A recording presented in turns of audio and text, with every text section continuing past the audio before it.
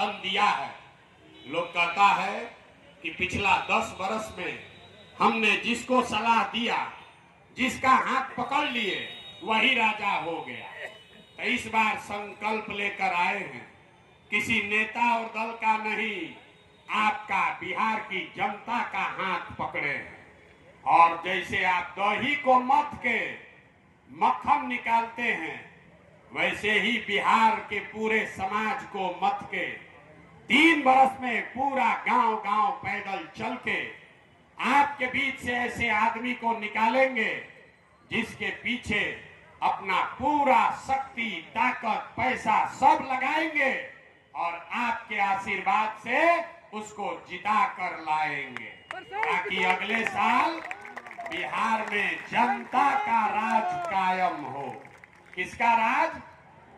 लालू का नहीं, नीतीश का नहीं, मोदी का नहीं, प्रशांत किशोर का भी नहीं, जनता का राज होना चाहिए। होना चाहिए कि नहीं होना चाहिए? जोर से बोलिए, होना चाहिए कि नहीं होना चाहिए? होना चाहिए। जब जनता का राज बनेगा तो आपको उससे क्या फायदा होगा, वो लिख कर जाइए। ये जब जनता का राज बनेगा तो इसका 3 गो संकल्प है, याद रखिए।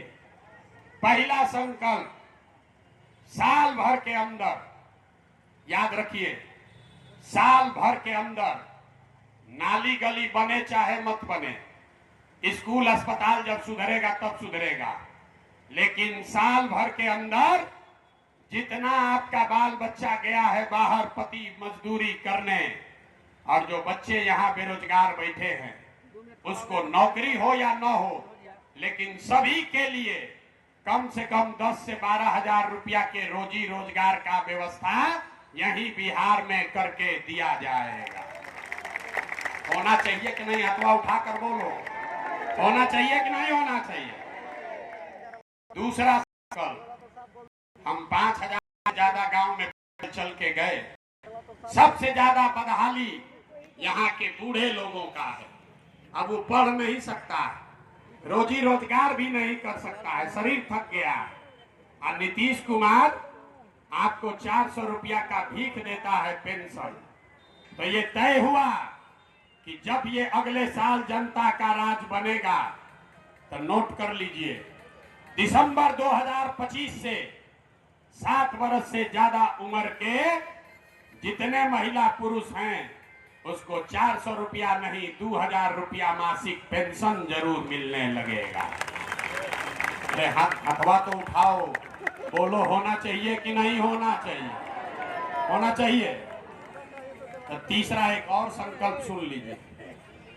बच्चा सब जो रोड पर घूम रहा, तो आप में से जिसका जिसका बच्चा 15 साल से कम उम्र का है, उसके कपड़ा लत्ता पढ़ाई का पूरा व्यवस्था 15 बरस तक गरीब के बच्चे के कपड़ा लत्ता और पढ़ाई का पूरा व्यवस्था सरकार के, जनता के राज के खर्चे पर उठाया जाएगा। अब आप सोचकर बताइए कि आपको 4 किलो अनाज वाला नेता चाहिए कि अपने बच्चों के लिए रोजगार चाहिए? हाथ उठाकर सबको बताना है, जो खड़ा है उसको भी बताना है। 4 किलो अनाज चाहिए कि रोजगार चाहिए? जोर से बोलिए। अरे हमरा काहे गला फड़वा रहे हो? जोर से बोलो, हाँ कि ना? 4 किलो अनाज की रोजगार? अपने जात का नेता चाहिए कि अपने बच्चों के लिए